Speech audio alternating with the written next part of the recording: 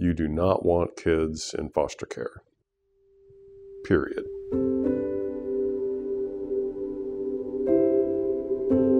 Basically, I would say I did have a home, but I was going from place to place, living in like drug houses. It was pretty bad. When you're a kid who's brought into care, it's either because of abuse, neglect, or abandonment. So it's never a good start.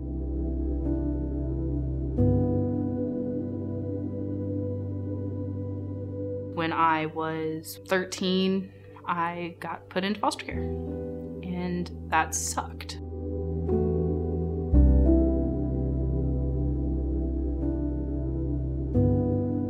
All the things that happen to kids in the general kind of way of thinking about growing up, all of that is still there. And then you superimpose the state, the county, the court. It's just not a system that can respond to children's needs. It's too big, and there are too many of them. Their foster family and stuff like that is constantly changing. So if you commit to this, you have to understand that you're their rock, and you're the person that they're going to turn to for a lot of questions and answers. Being that one person that's in the child's life that they can come to, and that even the adults in their life can come to. For the longest time, I really had nobody I could trust, but, you know, I would say this guy right here is just like, he just showed up and, you know, he's just already ready to help. Gavin had a very hard time with substance abuse. That was kind of the biggest thing, was getting him clean, so that he could kind of experience life sober. And I started realizing what some of the stuff he needed was, and what he didn't have was he didn't have any guidance growing up.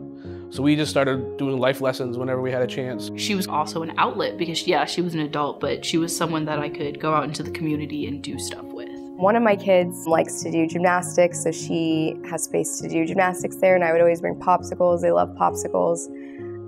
So just really easygoing stuff like that where they can just let loose and be kids. It's very important to a foster kid when they don't have somebody else to talk to, because some people get close to their caseworkers, but just like he said, you know, caseworkers come and go. And I always tell people, like, she's been the constant adult in my life for the last 9 years. It's 9 years. She's been that person that I can go to and just be a child. And Diana's talked me off ledges, and I don't think she even knows that. I do. So it was, I strongly believe that if it wasn't for Diana, I wouldn't be here. If you're navigating the system on your own, it's not going to go well. It's just the sad reality of a system that is overburdened, underfunded. And when you're a CASA, you have one charge, one kid. That's the real beauty of the CASA system. My one job was her. It's very rewarding, so it was definitely worth all that time spent. At this point, it's just kind of like I'm excited to see like where he goes, and see like what else he's going to be doing in life, because I know he's got all the tools now. He just has to use them. It's just about being a person who has a passion for helping kids and who wants to make a difference. To make the world a better place. I mean, you don't do that playing golf or traveling or watching TV. You do that being a CASA. As difficult and heartbreaking as it is to think about, we live in a world where children experience abuse and neglect every day. On any given day in Douglas County, there are about 140 children living in out-of-home placement due to abuse and neglect while they wait for their case to progress in family court. These temporary out-of-home placements can be with relatives, foster families, group homes, and even mental health facilities here in Douglas County, but unfortunately frequently in other parts of Kansas. Because foster children frequently move from one temporary placement to another, the adults in their lives often come and go. A case manager can work with upwards of 15 families at a time, while the CASA volunteer focuses on one child or sibling group for the duration of their case. A CASA volunteer provides what all children deserve: a trusted, caring adult that focuses on their needs and best interests.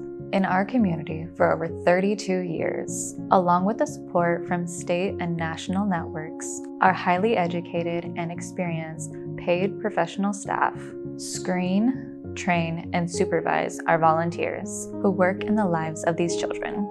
Our volunteers get to know the child's situation, the family, and the other professionals involved in the child's case.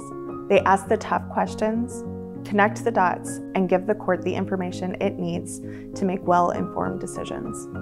In cases that last an average of 2 to 3 years, our volunteers are often the closest safe and caring adult involved in the life of the child over the course of the entire case. Our volunteers advocate for the best interest of their child and ensure that their voice is heard by the court, while important decisions are being made that impact the child and their family. So when you have a certain individual, Just one person that you can call family who's not blood related. that you can turn to just, be a light in the situation. Hold on to